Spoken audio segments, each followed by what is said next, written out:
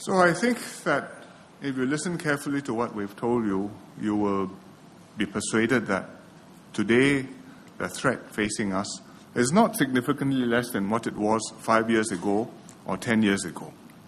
But we've made a lot of progress in Singapore, and we've got to continue to work hard. We've enhanced our resilience in two main ways in Singapore.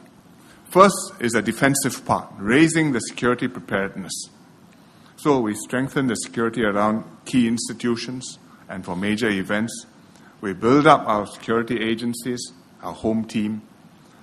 We educate Singaporeans to be more security conscious. Watch out for bags, watch out for anything looking suspicious, watch out for anything out of the ordinary. And we will continue to take these practical measures to keep ourselves safe. But secondly, and just as importantly as the defensive security measures, is to integrate our population so that we are cohesive, so that we feel together as one nation, one Singapore. Then if we are attacked, we can cope with it. We may suffer casualties. People may be hurt, maybe some may be killed, but our society will hold together and our social fabric will not tear apart. Because if as a result of a bomb, not just a few people are killed, but our whole society begins to distrust one another, and you have recriminations, and you have bitterness and mutual suspicions, then I think we will be in deep trouble. But if we can emerge standing stronger as one people, then we will pull through. And I think Singaporeans understand this. This issue of integrating the society, of becoming one people, is an issue which is vital to us, but it's also an issue which concerns many other countries in the West. In Europe, many of the societies have problems integrating their minorities. They may live separately, they may have completely different lives, they may be marginalized, not doing well economically, maybe high unemployment, maybe in a ghetto and looked down upon or discriminated against. Or even if they're not discriminated against, they are not well integrated into society and don't feel that they are one people with the rest of society. And I think the European governments are very worried about this.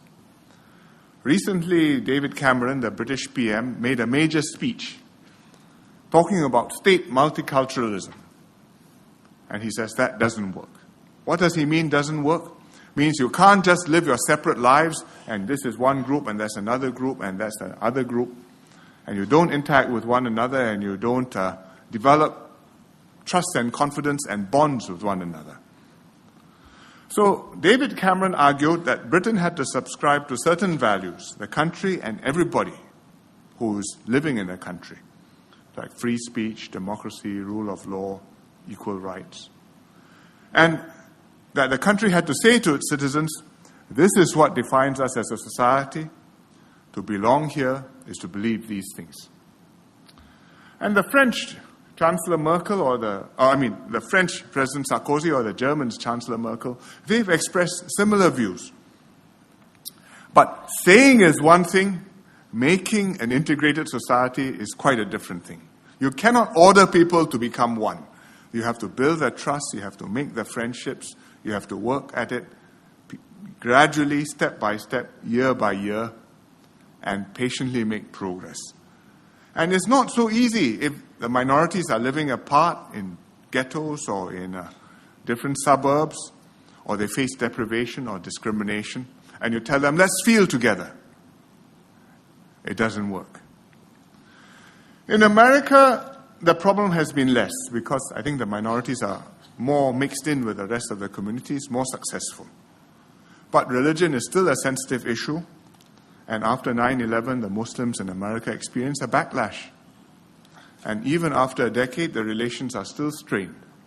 Last year, you may have read that there was a group which wanted to build a mosque near Ground Zero in New York.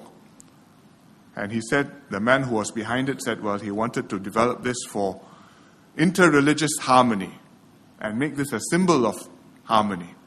But there were protests and strong resistance to it. I think in the end, the project could not go through.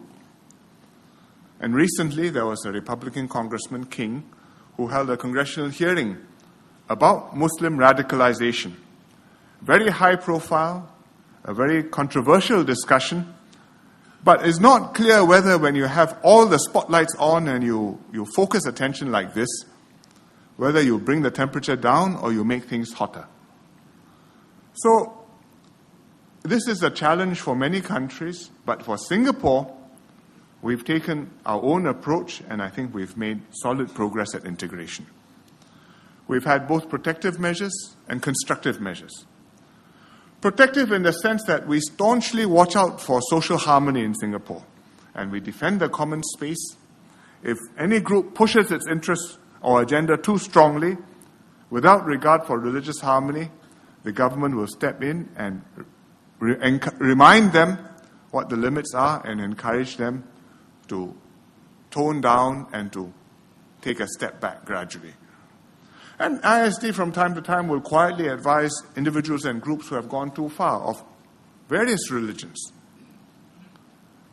You may not hear about it, but we see the peace, and that's the result of quiet, hard work.